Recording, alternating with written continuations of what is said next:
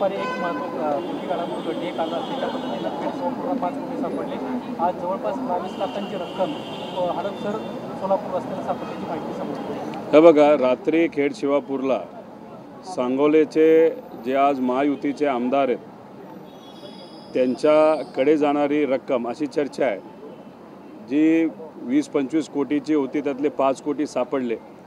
एका गाडीत सापडले असं म्हणतात की 6 ते 7 गाड्या त्याच्यामध्ये होत्या. आता हा विषय गरम असतानाच लगेचच हडपसरला आत्ता 22-30 लाख रुपये सापडले अशी चर्चा आहे. म्हणजे महायुतीमध्ये भ्रष्टाचार झाला जे आम्ही गेले 2 वर्ष बोलत आहोत 60-70 हजार कोटीचा, हे 100% खरं आहे. पुरावेसकट आम्ही बोललो होतो.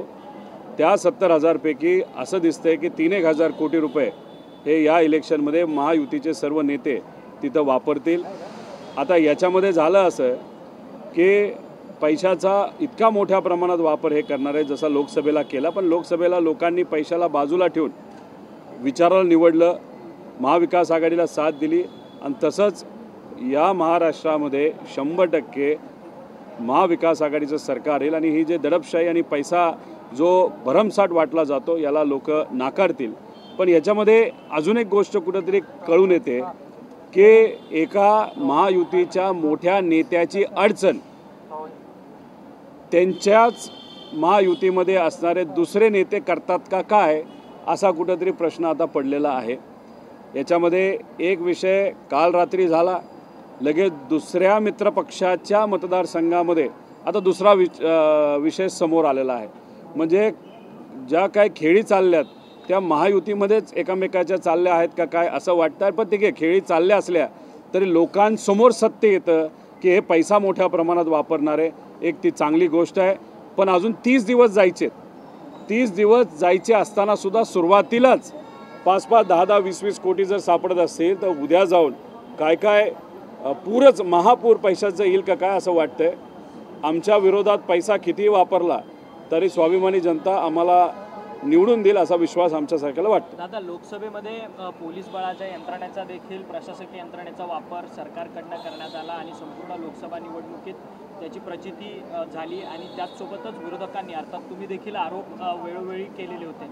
यंदा देखील निवडणुकीत असा काही प्रयोग होऊ शकतो? आमचं सोडा, अमोल बालवडकर नावाचे एक BJPचे कार्यकर्ते आहेत पुण्यामधून. त्यांची इच्छा होती की भाजपकडून त्यांना उमेदवारी मिळावी चंद्रकांत दादांच्या जागेवर. त्यांनी ती इच्छा व्यक्त केली, इंटरव्ह्यू दिला. आता असं कळतं की त्यांच्या एका भाच्याच्या का नातेवाईकाच्या घरी धाड पडली. अहो, भाजप त्यांच्याच कार्यकर्त्याला जर सोडत नसेल तर दुसऱ्यांचं काय. आम्हालासुद्धा अडचणीत आणण्याचा प्रयत्न तिथं केला, पण आम्ही तो धुडकावून लावला. ही जी गुजरातची स्टाईल आहे महाराष्ट्रात काय चालणार नाही.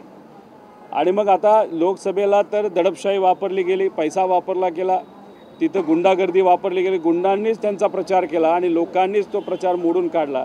यंदासुद्धा ह्या सगळ्या गोष्टी होतील. पण काही केलं तरी महाराष्ट्रातली लोक हे ह्या सगळ्या गोष्टीला आणि गुजरातच्या स्टाईलला, ही गुजरातची स्टाईल जी महाराष्ट्रावर लादण्याचा प्रयत्न हा महायुतीकडनं होतो आहे, धुडकावून लावून इथं सत्ता महाराष्ट्र धर्म टिकवणाऱ्या महाविकास आघाडीची होईल, विजय होईल असं मला वाटतं. तुमच्या मतदारसंघावरती सर्वाधिक जास्त डोळा आहे. कर्जत जामखेड मतदारसंघामध्ये गेल्या वेळेसारखी हाय व्होल्टेजची लढत यंदा देखील आहे. राम शिंदे जे विधान परिषदेचे आमदार आहेत ते तुमच्या समोर आहेत. खरं तर गेल्या वेळेस तुम्हाला अजित पवारांची साथ होती, यंदा अजित पवारांची साथ नाही, तरी निवडणूक तुम्हाला कशी वाटते? माझ्या विरोधकामुळे हाय व्होल्टेज ही लढाई होईल असं मला वाटत नाही.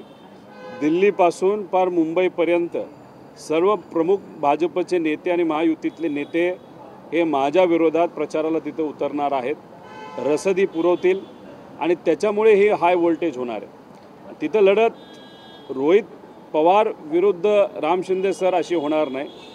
तिथं असणारी स्वाभिमानी जनता विरुद्ध भाजपचा आणि महायुतीचा जो विचार आहे द्वेषाचा, दडपशाहीचा, अशी ती लढत होणार आहे. आणि मला विश्वास आहे तिथे असणारे आमचे प्रामाणिक कार्यकर्ते, निष्ठावंत पदाधिकारी आणि स्वाभिमानी जनता मला गेल्या वेळेसपेक्षा जास्त लीडली तिथं आशीर्वादाच्या माध्यमातून जिंकून देतील.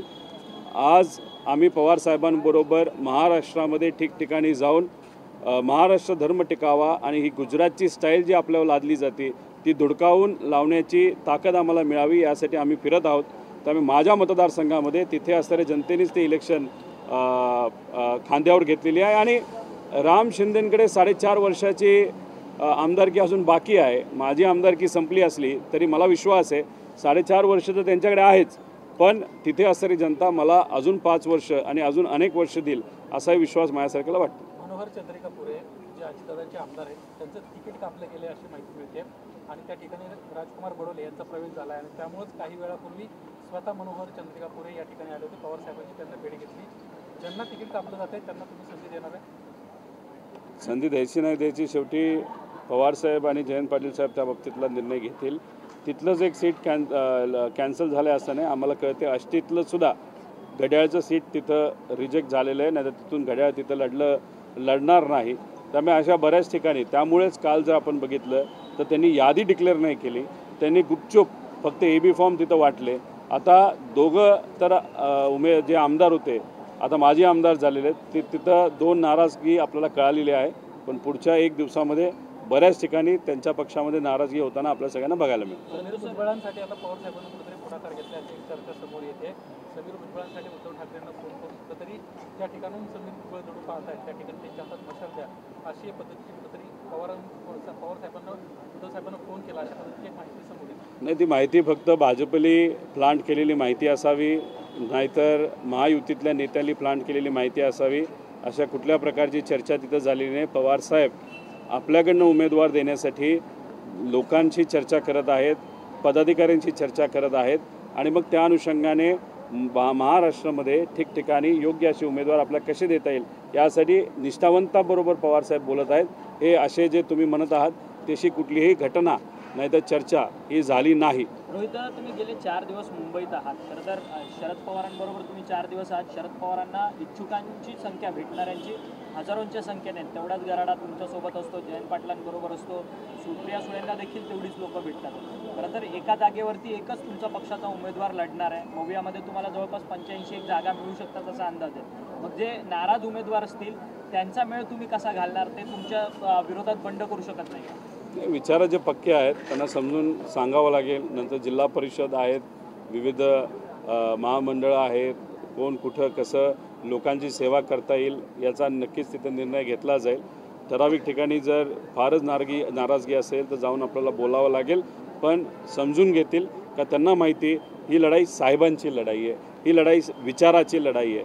आमच्यासारख्याला अजून 40 वर्ष तिथं पडलेले आहेत, पण आज पवारसाहेब ज्या पद्धतीने लढत आहेत तर पवारसाहेबांसाठी आणि 85वा वाढदिवस पवारसाहेबांचा येत आहे.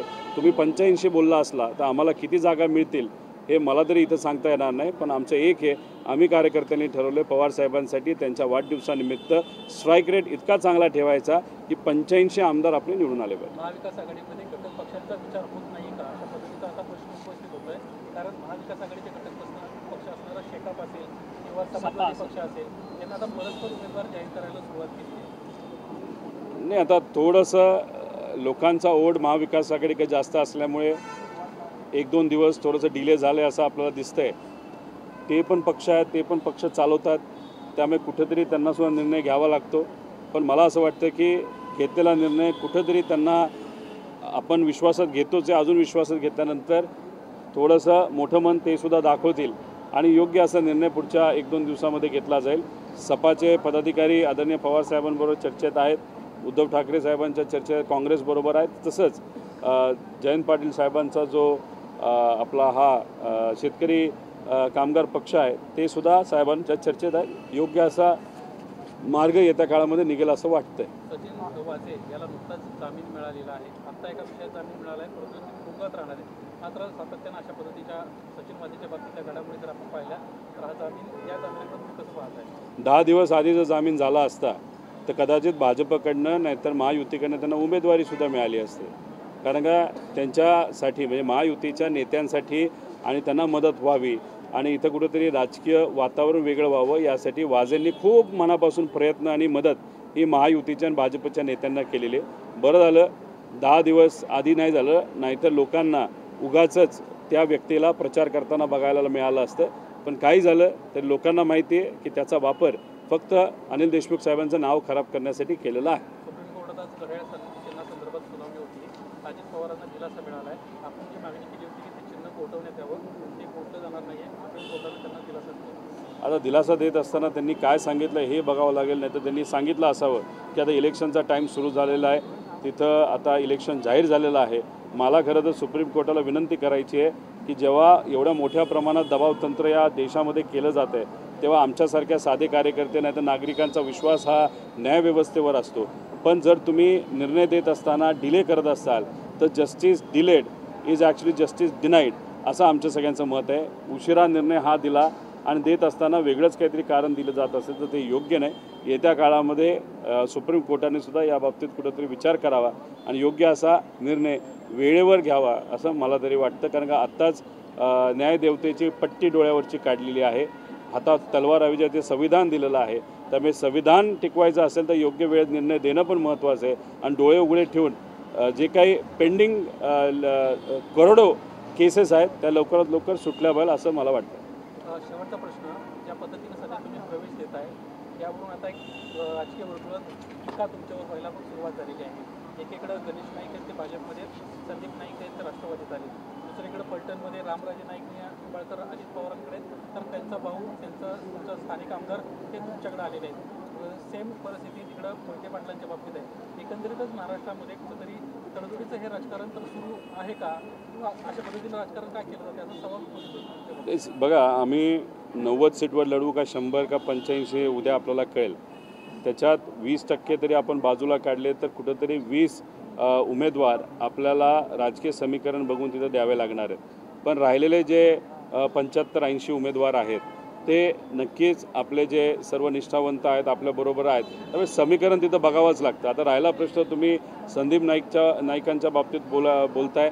आता संदीप भाऊ आलेले आहेत, काय माहिती 2 दिवसानंतर गणेश नाईकसुद्धा येऊ शकतात, काही होऊ शकतं राजकारणामध्ये. त्यामुळे आज काय हे सांगता येणार नाही. पण तुम्ही म्हणता ते बरोबर आहे, पण पवारसाहेबांनी 75-80% जो फॉर्म्युला आहे तो निष्ठावंत नाही तर आपल्या लोकसभेला ज्या लोकांनी मदत केली अशा लोकांसाठी तो फॉर्म्युला ठेवला आहे असं आम्हाला कळतं. पक्षात उमेश पाटलांना पक्ष ज्यावेळेस कुठला त्यावेळेस उमेश पाटलांना ज्या पद्धतीने त्यांच्या पातळीत आपल्या गटावरच टीका केली होती, आता उमेश पाटलांना कुठंतरी पुन्हा एकदा पक्षात घेतलं जातं आहे का अशी चर्चा होते. नाराज म्हणजे प्रामाणिक राहिलेले कार्यकर्ते ते नाराज होत आहेत की अशा पद्धतीनं का संधी दिली जाते. आज थेट शरद पवारांच्या गाडीतच उमेश पाटील पाहायला मिळाले. मागचे 4-5 दिवस त्याला घेऊन ते भेटतायत. शेवटी प्रवेश कोणाचा घ्यायचा, कधी घ्यायचा, पक्षश्रेष्ठींचा तो विषय आहे.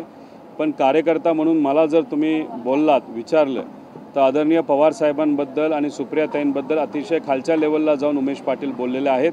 अशा प्रकारचा प्रवेश जर होत असेल तर मी कार्यकर्ता म्हणून आणि आमच्यात लोकशाहीला तेवढंच मान सन्मान तिथं आहे आणि पवारसाहेब नक्कीच आमच्या भूमिकेवर नाही तर आमच्या म्हणण्याला तिथं तेवढंच वजन देतील. पण शेवटी मी स्पष्ट बोलणारा कार्यकर्ता आहे. उमेश पाटलांचा जर प्रवेश तिथं होत असेल तर आम्ही कार्यकर्ता म्हणून नाही तर कार्यकर्त्यांबरोबर हा कार्यकर्ता म्हणून सुद्धा त्याचा म्हणजे पाठिंबा देत नाही, त्याचा विरोध त्या ठिकाणी आम्ही पदाधिकारी म्हणून जे व्यक्ती आहेत त्यांचा विरोध त्या ठिकाणी नक्कीच दर्शावू आमच्या नेत्यांसमोर. रोहित जी, हिंदी में जानना चाहेंगे कि कल ही रात को गाड़ी में 5 से 6 कोटी पुलिस ने पकड़ा और आज फिर से हड़पसर और सोलापुर मार्ग पे फिर से एक बार एक कार में 16 से 17 लाख रुपए पाए जाते हैं. किस तरह से देखते हैं? वो 5 करोड़ नहीं थे, ऐसी चर्चा शुरू है कि वो 20-25 करोड़ थे.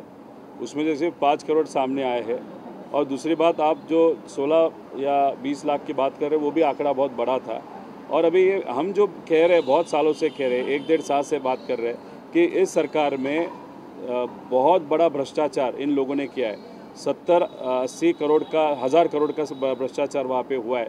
मतलब पूना रिंग रोड में अगर आप देखो तो वहाँ पे 25-30 हज़ार करोड़ का भ्रष्टाचार हुआ है. वो विथ नंबर्स हम बता सकते हैं. अभी इतना बड़ा भ्रष्टाचार होता है तो उसमें से 3-4 हज़ार करोड़ वो इलेक्शन के लिए क्यों नहीं डालेंगे. लोगों का विश्वास जब निकल जाता है तब पैसों पे विश्वास होता है, पावर पे विश्वास होता है.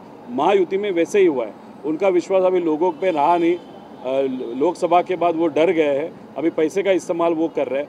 और 30 दिन बाकी है, फिर भी पहले ही एक वीक में अगर ये 5-5, 10-10, 25 करोड़ अगर बाहर आ रहे तो आगे जाके तो फ्लड आने वाला है ऐसा हम सबको लगता है. लेकिन लोकसभा में पैसा उन्होंने बांटा 150 करोड़ एक लोकसभा मतदार संघ में उन्होंने बांटने के बाद भी लोग विचार के साथ रहे, महाराष्ट्र धर्म के साथ रहे.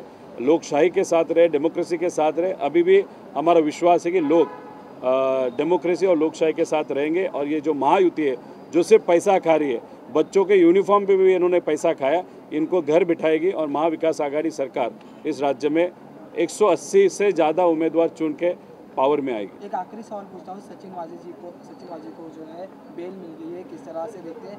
आपके पक्ष के जो गृह मंत्री थे उन पे आरोप लगा 10 दिन पहला अगर उनको बेल मिलती थी तो बीजेपी से उनको उम्मीदवारी भी मिल सकती थी, क्योंकि उनका इस्तेमाल अनिल देशमुख साहब के खिलाफ बीजेपी और जो सब सत्ता में उन्होंने इतना किया, वो कोर्ट ने भी वहाँ पे स्पष्ट किया है।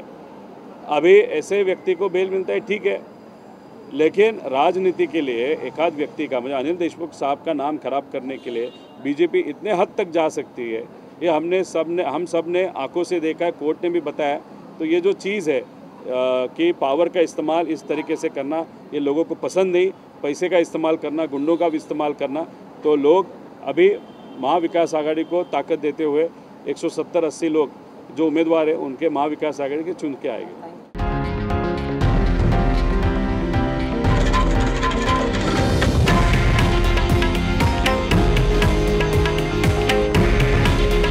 हे आहे देशातील नंबर 1 न्यूज नेटवर्क आणि आपण पाहत आहात TV9 मराठी। काळजी तुमची, हित महाराष्ट्राचं।